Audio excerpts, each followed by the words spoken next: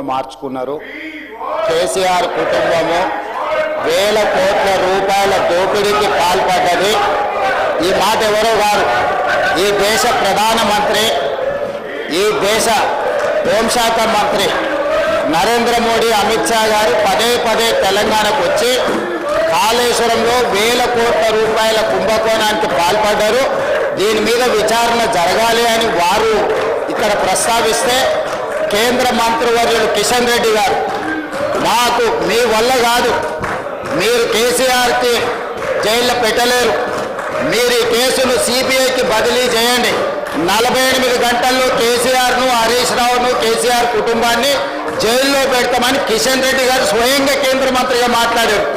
వీళ్ళ మాటలు నమ్మి వీళ్ళు నిజంగానే ఏదో చేస్తారని ఇదే శాసనసభలో ఇక్కడనే నేను నిలబడి పూర్తి స్థాయిలో చర్చ జరిగిన తర్వాత సిబిఐ విచారణకి ఇవ్వడం జరిగింది. కాళేశ్వరం కుంభకోణం మీద 48 గంటలు కాదు కదా, ఎన్ని నెలలైందో మీరే చూసిండ్రు.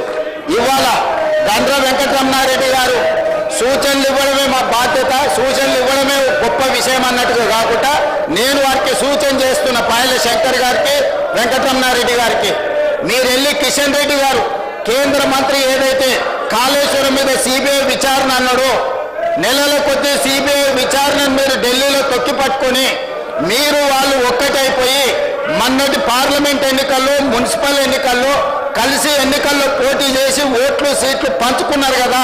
మీరు సూచన చేసే ముందు మీ నాయకుడు కిషన్ రెడ్డి గారిని, కేంద్ర మంత్రిని సిబిఐ విచారణకు ఆదేశాలు తీసుకొని వచ్చి కాళేశ్వరం కేసీఆర్ను, హరీష్ను జైల్లో పెట్టిన తర్వాత మీరు వచ్చి సూచన చేస్తే మేము వింటాం. మొదటి విషయం. రెండవ విషయం అధ్యక్ష, నిన్న చర్చ జరిగింది. చర్చ విషయంలో పూర్తి స్థాయిలో అందరికి అవకాశం ఇచ్చినాం.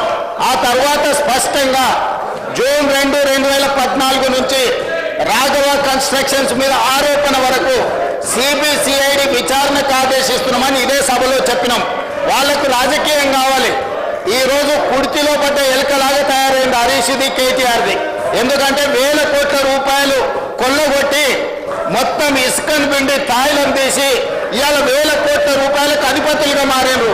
సిబిసిఐడి విచారణతోటి ఆదేశాలు ఇచ్చినెంబడే కేటీఆర్ హరీష్ను బండబూతులు తిట్టిండు. బయటకు పోయినాక నీ పుణ్యమాన్ని వచ్చి నా మీదకి విచారణ వచ్చింది, ఇప్పుడు నా మీదకు ఊరేటట్టున్నదని అక్కడ సంతోషరావు ఫోన్లు చేసి నీకేమన్నా తల్లుందా, నువ్వు పంచమల్ల బ్లాక్మెయిల్ శ్రీనివాసరెడ్డి చేయనికపోయి వాళ్ళ తమ్ముడు మహేష్ రావు గారు బాలానగర్లో భూమి రాయించుకున్నాడు. కంపెనీ నుంచి 100 ఎకరాల భూమి అక్రమంగా ధరణిని అడ్డం పెట్టి భూ బదలాయింపుకు పాల్పడ్డాడు. దాని మీద కలెక్టర్ రిపోర్టు శ్రీనివాసరెడ్డి అడిగితే శ్రీనివాసరెడ్డి గారికి విజ్ఞప్తి చేసిండు. మా తమ్ముడు స్వయంగా ఉన్నాడు, మా మామ హనుమంతరావు ఉన్నాడు ఇందులో, దాంట్లో సహకరించమని. శ్రీనివాసరెడ్డి గారు అది కుదరదు, ముఖ్యమంత్రి గారు చెప్పిండు, దీని మీద నివేదిక వేస్తున్నామని చెప్తే అప్పటి నుంచి శ్రీనివాసరెడ్డి గారిని టార్గెట్ పెట్టి ఈరోజు శంకర్ని, అదేవిధంగా వెంకటరమణారెడ్డిని అడుగుతున్నా. మహబూబ్ నగర్ జిల్లాలో ఉన్న బాలానగర్లో మహేష్ రావు గారు, హరీష్ రావు గారు తమ్ముడు, హనుమంతరావు గారు, హరీష్ రావు గారు మామ 100 ఎకరాల భూములు బెదిరించి బదలాయించుకున్న దాని మీద హౌస్ కమిటీ వేస్తే మీరు సిద్ధంగా ఉన్నారా? హరీష్ రావు గారిని చెప్పమని ఉంది. ఈ రోజు భూ బదలాయింపు మీద వాళ్ళ తమ్ముడు, వాళ్ళ మామ పేరు మీద, సుమన్ రావు వాళ్ళ బామార్తి పేరు మీద బదిలీ చేసుకున్న భూమి గురించి హౌస్ కమిటీ వేయడానికి నేను సిద్ధంగా ఉన్నా. హరీష్ రావు గారిని ధైర్యం ఉంటే, నిజాయితీ ఉంటే వాళ్ళ తమ్ముడు మహేష్ రావు గారు, వాళ్ళ మామ హనుమంతరావు గారు, వాళ్ళ బావమార్తి సుమన్ రావు గారు బాలానగర్, మహబూబ్ నగర్ జిల్లాలో 100 ఎకరాల భూమిని పరిశ్రమ యజమానులను బెదిరించి సేల్ డీల్ లేకుండా, కంపెనీ కొనుగోలు లేకుండా 100 ఎకరాల భూ బదలాయింపు చేసుకున్నాడు కదా, ధరణిని అడ్డం పెట్టి. దాని మీద నేను హౌస్ కమిటీ వేయడానికి సిద్ధంగా ఉన్నా. హరీష్ రావు గారిని, కేటీఆర్ను, వెంకటరమణారెడ్డి గారిని, ఈ ముగ్గురిని హౌస్ కమిటీ ఒప్పుకోమని ఉంది. తక్షణమే ఆ భూమి మీద వేస్తా. అందులో సహకరించలేదని శ్రీనివాసరెడ్డి గారిని ఎన్నోసార్లు రిక్వెస్ట్ చేసిండు హరీష్ రావు. ఏదో మా తమ్ముడు ఇరుక్కున్నాడు, మా మామ, మా బావమార్ది ఇరుక్కున్నాడు, నాకు ఇంట్లో బువ్వ పెట్టే పరిస్థితి లేదు, సహకరించమని అడిగాడు. ఆయన సహకరించలే. దాంతో ఇవాళ హరీష్ రావు గారు బకెట్లో బురద తెచ్చి శ్రీనివాసరెడ్డి మీద చల్తా అంటుడు. సిబిసిఐడి మీద మీకు నమ్మకం లేదా? తెలంగాణ పోలీసుల మీద మీకు నమ్మకం లేదా? సిబిఐ విచారణకు అడిగిన వెంకటరమణారెడ్డి గారికి కిషన్ రెడ్డి గారిని అడిగే ధైర్యం లేదా? ఇంటున్నాం కదా అని మాకు సలహాలు ఇవ్వద్దు. చెప్పేటోడు వినటోడు చెవిటోడు అయితే చెప్పేటోడు ఏమైనా చెప్తాడు. అట్లనే ఉంది వీళ్ళ మాటలు. కాబట్టి స్పష్టంగా అధ్యక్ష, తమరు అనుమతి ఇచ్చినా లేదా హరీష్ రావు గారు ఒప్పుకున్నా నేను నిర్దిష్టమైన ఆరోపణ చేస్తున్నా. మహబూబ్ నగర్ జిల్లా బాలానగర్ మండలంలో హరీష్ రావు గారు సిద్దిపేట ఎమ్మెల్యే, వాళ్ళ తమ్ముడు మహేశ్వరరావు, వాళ్ళ మామ హనుమంతరావు గారు, వాళ్ళ బావమరిది సుమన్ రావు గారు ఒక ప్రైవేట్ కంపెనీని బెదిరించి 100 ఎకరాల భూమిని ధరణి నాటం పెట్టుకొని బదలాయించుకున్నారు. దీని మీద హౌస్ కమిటీ వేయడానికి మేము సిద్ధంగా ఉన్నాము.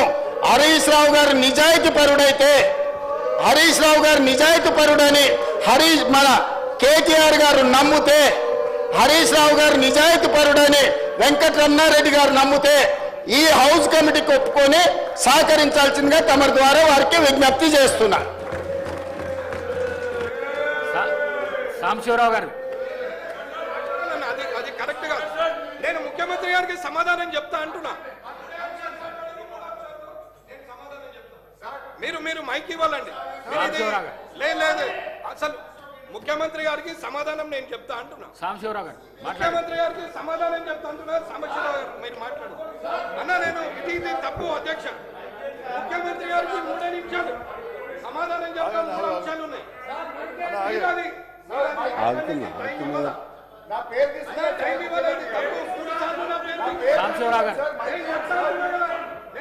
Thank you sir. వెంకటరామరెడ్డి గారు ఏమనుకోకండి. స్పీకర్ గారు రిపీటెడ్ పిలిచినప్పుడు మాట్లాడాలి. సూచన ఇచ్చి పారిపోయే గుణం లేదు. కిషన్ రెడ్డి గారు అన్నారు మేము 8 మందిమే, మేము 7గురము. అధ్యక్ష మైక్ ఇవ్వండి, నేను మాట్లాడతా అని చెప్తున్నా. నేను ముఖ్యమంత్రి గారు చెప్పండి 3 సార్లు పేరు తీసుకున్నారని కాదు, నేను సమాధానం చెప్తాను. నేను సమాధానం చెప్తాను. నేను మైనింగ్ స్కామ్ అధ్యక్ష చేసిన అధ్యక్ష నేను సమాధానం చెప్తా. అధ్యక్ష శ్రీనివాస్ రెడ్డి గారు, గౌరవ ఎల్ఏ మినిస్టర్ గారు. సార్, వెంకటరమణారెడ్డి గారిని ఇప్పుడు ముఖ్యమంత్రి గారు సూటిగా ఒక ప్రశ్న అడిగారు.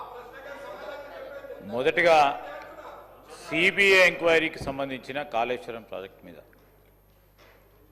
వారి స్పష్టత లేదు. దానికి సంబంధించిన అంశం విషయంలో ఏ విధంగానైతే ఇక్కడ చెప్తా ఉన్నారో వారి నాయకత్వం, వారి ప్రభుత్వానికి సంబంధించి దానిపైన మొదటగా జవాబు చెప్పమనండి, తర్వాత సూచనలు ఇవ్వచ్చు. చాలామంది కూడా సరే మీ తృష్ణ, మీ ఆలోచన మీకు తెలియజేసినారు, విన్నారు. సభాపతి గారు వినకుండా లేరు. ఈరోజు నేరుగా ముఖ్యమంత్రి గారు స్పష్టంగా చెప్పడం అడిగేయటం జరిగింది. ఆ విషయం ప్రస్తావన చేసి మీరు ఏం చేస్తున్నారో చెప్పండి. దాని తర్వాత ఏమైనా మాట్లాడుతుంటే మీ సూచనలకైనా దాని పరంగా విలువ ఉంటుంది, అర్థం ఉంటుంది. కానీ మీరు చేయకుండా సభకు సూచనలు ఇస్తున్నారు, వారు ప్రభుత్వానికి సూచనలు ఇస్తున్నారు. ఇస్తే స్వీకరించడానికి కూడా మేము ఉంటాం పెద్ద హృదయంతో. కానీ మీరు చెప్పాల్సిన ధర్మాన్ని, మీరు చేయాల్సిన ధర్మాన్ని మర్చిపోయి మరి మీరు సూచనలు ఇస్తాము, మరి మేము నీతులు చెప్తామంటే సరికాదు. మీరు చేయండి, సూచనలు చేయమంటున్నాం, ఆహ్వానిస్తామంటున్నాం కదా.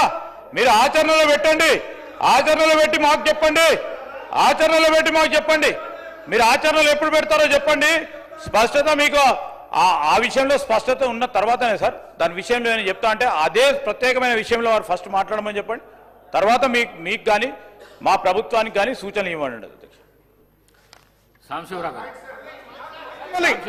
మీరు ఆగండి. సాంబశివరావు గారు, మైనింగ్ స్కామ్ చేసిన పొంగులేటి శ్రీనివాస్ రెడ్డి గారు. Thank you sir. Mining scam చేసిన పొంగులేటి శ్రీనివాస్ రెడ్డి గారు సభ ఆర్డర్లో లేకపోవటం వలన మాట్లాడాలంటే కూడా కొద్దిగా ఇబ్బందిగా ఉంది. అయినా మీరు స్పీకర్ గా ఆదేశించారు కాబట్టి నేను మాట్లాడాలని భావిస్తా ఉన్నాను.